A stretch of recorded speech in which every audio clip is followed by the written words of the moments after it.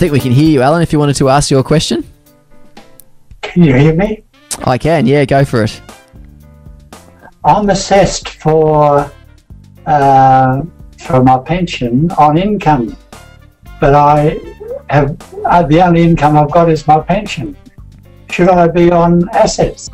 Are you fully eligible for the pension? Are you getting the maximum pension? No, I'm now single again. Yes. On the passing of my wife. Yes. And I lose about $10 or $14 a fortnight off my pension. Right, okay. It may be relating to deeming rules. I'll just go back to that page that we talked about before. So there are these things called, there's a certain amount of income that is assumed on your assets. So you might sit under what they call the assets test, because you might have assets under the assets test threshold. So I'll just go to the assets test.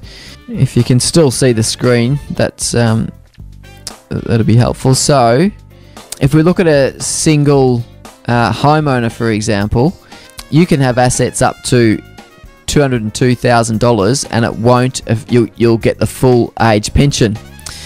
But if you had $200,000 of assets other than your family home, there is an assumed level of income on that, which then might be the reason why it's assessed under the income test. Let's see if we can work it out. So it's 202 if a single homeowner. Let's say that we had $200,000 worth of assets, and we'll work out the deeming rates if we can. I just might search on deeming. So here's deeming. So how deeming works is that for your number of assets, there's an assumed amount of income.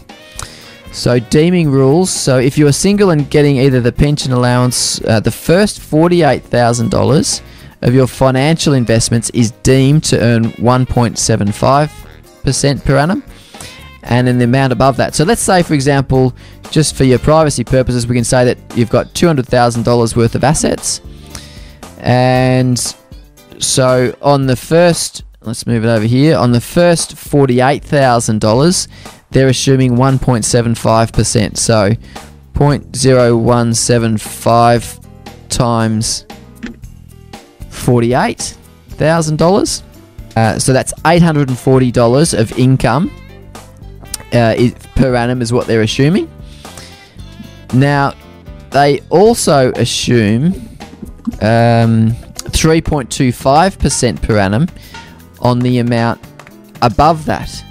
So if you've got 200,000 of assets, that's $152,000 is deemed at 3.25. So multiply that by 0.325, which means that's 4 plus, I think it was 840. So 4,940 plus, let's plus, I think it was 840, wasn't it? Is that right, Alan?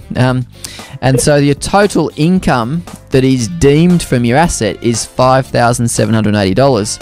Now, if you do that on a per fortnight basis, so divide that by 26, that means you've got $222 of deemed income. Now, that means that you're over the limit of, I think it was $160. Let's just go back to that limit. So the income test for pensions, read more about the income test. So if you're a single, you can earn up to $160 without it affecting your pension. But you're, well, under this scenario, we've assumed, for example, that you've got $200,000 worth of assets, and that will reduce your, so for every 50 cents over the, it's reduced, your pension is reduced for 50 cents for each dollar over $160. So if we take $160 from our 122, that means we get $62, and we divide that by 2, so because it's 50 cents. So it means that there's $31 per fortnight reduction in the age pension. So do you understand that? So it sounds like that you're not being tested under the assets test, but because those assets are being deemed, they're assuming to earn a certain level of income, you're being tested under the income test. So it sounds like that's what the scenario is. Would that make sense? That makes a lot of sense. Does that help answer your question? Certainly does. Oh, that's good. Thank you for your comment. Yeah, my pleasure. All the best, Allan. Thank you.